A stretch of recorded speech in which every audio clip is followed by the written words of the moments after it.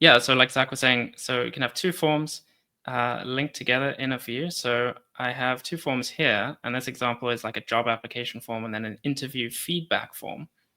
And if I show you the entries for those forms, you can see I have a candidate ID field here on the job application form, and then the same field, candidate ID, for the interview feedback form. So those entries can share a common candidate ID, and that's how you can make that link between the two forms. So let me go ahead and create a view, or I already have a view set up apparently. So I've got a candidate database view set up here. And using the multiple forms extension for Gravity View, you can join on a second form, and then you can display entries from both those forms. So I've set up a join condition here. I've connected this view to my job application form, and then I'm joining on the candidate ID field, and I'm joining it to the interview feedback form on that form's candidate ID field. So we've got that join set up, and that allows me to add fields from either form to my view. As you can see, I can add a field from form number 1, add a field from form number 2.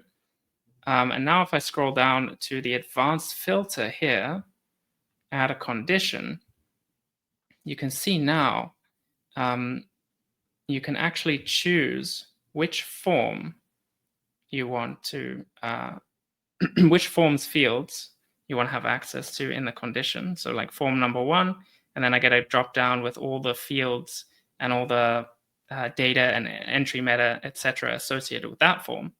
And then I can also select like form number 2 and have all the fields and data associated with that form. So this is really cool.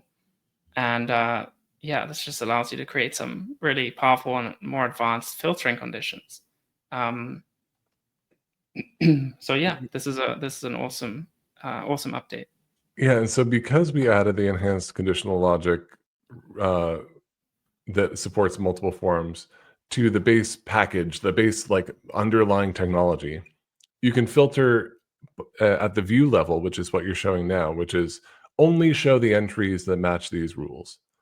But the same technology is used to filter the fields themselves to be able to control whether or not a field displays based on the values from either of these forms. Can you show what that's like? Yeah, definitely. So let's open up the field settings here for one of these fields.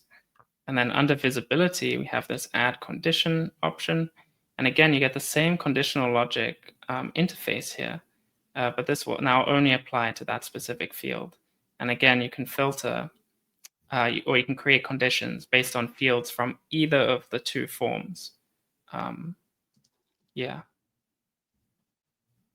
Yeah, and this allows people to do some really powerful stuff that previously you might have had to use our custom content field and GV logic shortcode and do some like, stuff that's more like code. And we wanted to simplify this for everybody so you could just point and click and do really powerful, advanced, enhanced conditional logic, which is really cool.